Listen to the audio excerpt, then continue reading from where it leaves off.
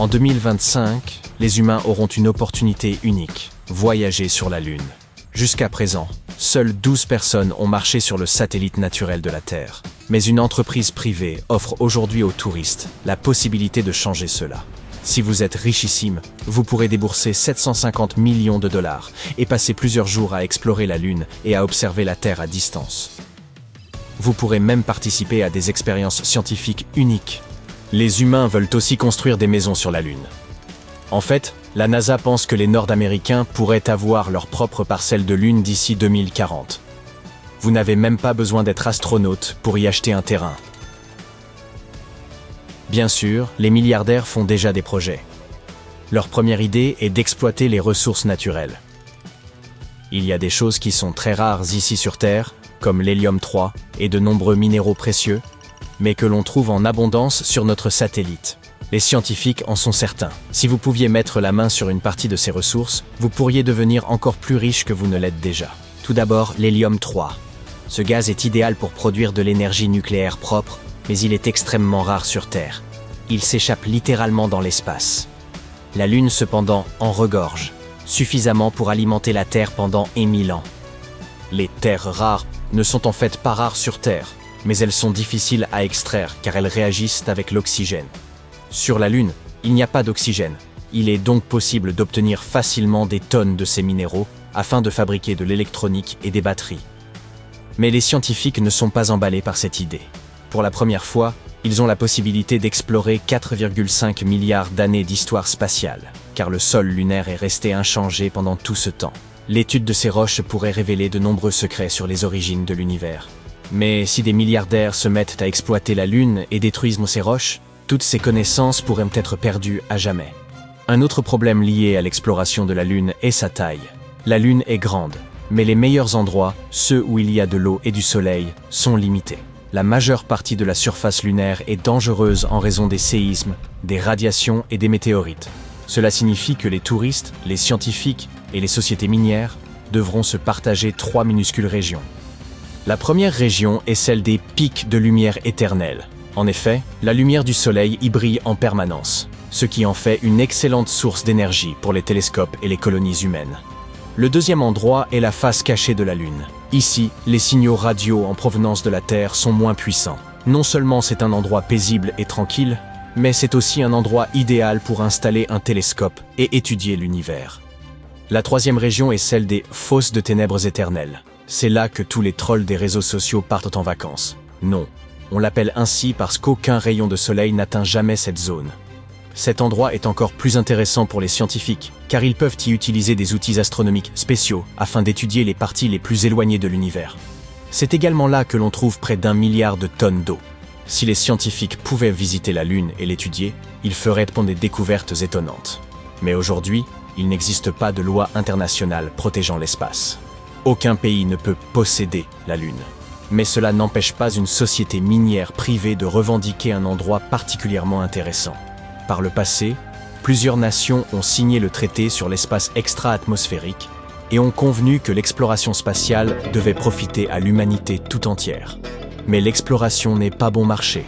Transporter 5 petits litres d'eau de la Terre à la Lune coûte extrêmement cher. Et je parie que tout le monde ne peut pas se le permettre. L'activité humaine sur la Lune est également extrêmement dangereuse car elle pourrait modifier son atmosphère. Pour mieux comprendre, regardons la surface de la Lune. Ce rocher flottant comporte de nombreux cratères qui se sont formés au cours de milliards d'années.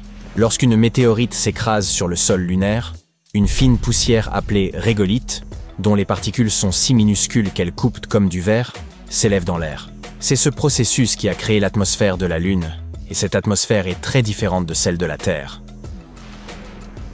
L'atterrissage d'une grosse fusée sur la Lune est susceptible de projeter toute cette fine poussière dans le ciel lunaire. La différence, c'est que les objets spatiaux qui percument la surface de la Lune le font plus en douceur. L'atterrissage d'une fusée est si intense qu'il peut multiplier par 100 000 le nombre d'atomes dans le ciel. Si le nombre d'atomes dans l'atmosphère augmente, l'air se transforme en un plasma poussiéreux. Cela signifie que l'on respire alors un air aussi toxique que celui qui empoisonnait les mineurs d'autrefois. Une telle atmosphère pourrait mettre fin au tourisme spatial, car elle provoque des dysfonctionnements électroniques et des pannes mécaniques. À vrai dire, notre présence sur la Lune est déjà très dangereuse. Lorsque les scientifiques ont découvert de l'eau à sa surface, ils étaient très enthousiastes à l'idée de l'étudier. C'était l'occasion pour eux de déterminer son origine et même de comprendre comment l'eau était apparue sur Terre.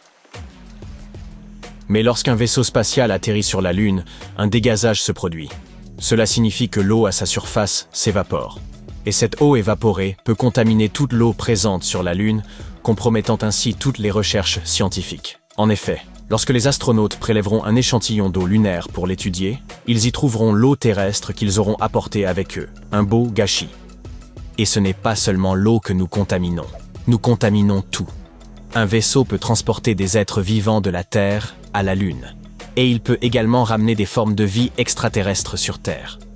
Ce type de contamination est extrêmement dangereux, car il peut mettre des vies humaines en danger. Quelque chose de similaire s'est produit lorsque les Européens ont exploré les terres d'Amérique. Ils ont accidentellement introduit des microbes chez les indigènes qu'ils ont rencontrés. Et comme le système immunitaire de la population indigène n'était pas habitué à ces bactéries et à ces virus, ils sont tombés malades et leur santé s'est détériorée. Dans le même temps, les Européens ont également contracté des maladies que leur corps ne connaissait pas encore. Et même si le tourisme lunaire n'est pas encore une réalité, les humains polluent déjà les hauts plateaux lunaires comme s'ils étaient chez eux. En 2024, un artiste nommé Jeff Koons a envoyé une sculpture sur la Lune. Cette sculpture est une boîte transparente remplie de sphères, et elle est arrivée sur le satellite grâce à une fusée SpaceX Falcon 9. Dans chaque sphère, Koons a gravé le nom d'une personne qu'il considérait comme très importante pour l'humanité, comme Aristote, David Bowie et Léonard de Vinci. Heureusement, vous n'avez pas besoin d'aller jusqu'à la Lune pour voir cette sculpture. Vous pouvez acheter un NFT de chacune de ces sphères, ou pas. En 1971, les membres de l'équipage d'Apollo 15 ont également laissé quelques objets sur la Lune. Une sculpture créée par un artiste belge et une plaque commémorative en l'honneur d'autres astronautes qui n'avaient pas pu être présents. Et les humains n'ont pas seulement laissé de l'art sur la Lune. En vous promenant, vous pourriez tomber sur 1807 000 kilos de matériel abandonné, dont une branche d'olivier en or, une plume de faucon, une épinglette d'astronaute en argent, une Bible, des balles de golf, un marteau, et même des kits de collecte d'urine. La plupart de ces objets ont été déposés là par des astronautes entre les années 60 et 70. Vous pourrez donc trouver des rangers, des sondes et des orbiteurs, datant déjà de plusieurs décennies. Pour être honnête, rapporter du matériel inutile coûte très cher.